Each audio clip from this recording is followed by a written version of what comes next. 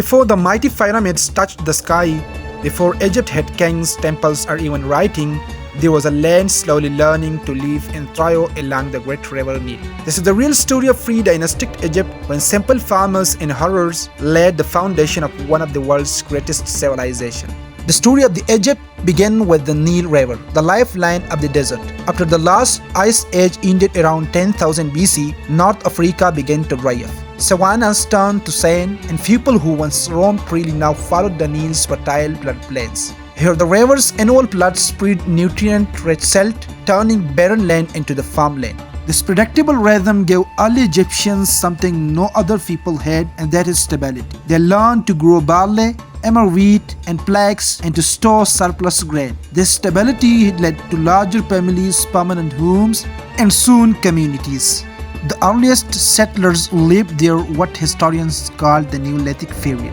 They were hunter-gatherers at first, hunting antelope, elephants, and gazelles and fishing in the Nile. But as their environment changed, they shifted from wandering to settled life. These people began raising goats, sheep, pigs, and cattle, and invented stone tools and grinding stones for farming. Archaeologists have found their remains along the Nubian border, showing how Egypt's earliest culture blended African and Near Eastern traditions. By learning to manage both the lands and animals, they created a sustainable way of life that would last for millennia. Deep in Egypt's western desert lies Nabta Playa, one of the most remarkable prehistoric sites in Africa. 8,000 years ago, this now dry basin was filled with lakes and grasses. People here hunted wild animals but also became the first known cattle herders in Egypt. They built circular stone huts in storage pits and most surprisingly arranged stones in astronomical patterns that align with the summer solstice. This makes Nabta Playa one of the oldest known observatories in the world, older even than Stonehenge. These people weren't just surviving, they were thinking, measuring, and organizing. They had the seed of science, community, and faith. By around 5000 BCE, a new culture appeared along the Nile. The Badarian culture, named after the site of Al-Badri in Upper Egypt. These people farmed the floodplain, harvested with plant blades, and used irrigation ditches to manage the Nile's water. They produced finely polished red and black pottery, still admired for its elegance today.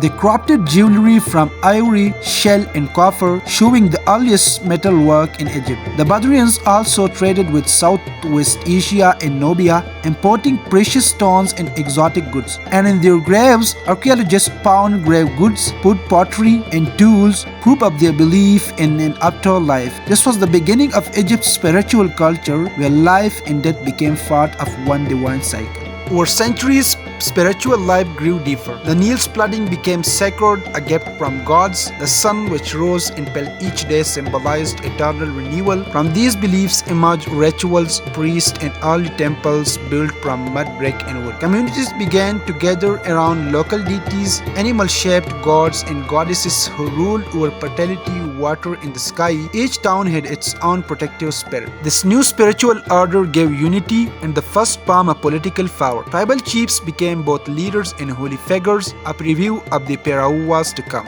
By the late pre-dynastic period, villages had grown into cities. The greatest of these was Hierakonpolis, known as the City of Heart. Located in Upper Egypt, it became a religious and political center. Here stood the earliest temples, public buildings, and walls, signs of urban life. Archaeologists uncovered ceremonial palettes, early examples of art that told stories of gods and rulers. Society was dividing into classes: farmers, craftsmen, priests, and leaders. Trade expanded along the Nile, connecting Egypt from Nubia to the Delta. For the first time, there was a sense of nationhood taking shape. From the herders of Nabta Playa to the potters of Badari, from village farmers to the citizens of Hierakonpolis, each generation added a new layer to the Egypt's history. They built homes, temples, and tradition that would last for thousands of years. They mapped the stars, honored their dead, and learned the rhythm of the river. This was not yet the Egypt of pyramids or pharaohs, but it was the foundation on which all of that would rise. This was pre-dynastic Egypt, the moment when humanity first looked at the desert and decided to build a future there.